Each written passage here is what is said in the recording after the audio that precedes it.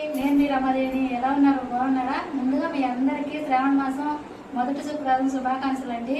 ఇక నేనైతే ఇవాళ పూజ చేసుకున్నాను. మొదటి శుక్రవారం కదా శ్రావణ మాసం. పూజ అయితే అయిపోయిందండి. పూజ కంప్లీట్ అయింది. బ్లాగ్ కూడా షేర్ చేస్తాను. ఇంకోండి, అమ్మవారిని అయితే చక్కగా అలంకరణ చేసుకొని చక్కగా పూజ అయితే చేసుకున్నాను. చూసారా?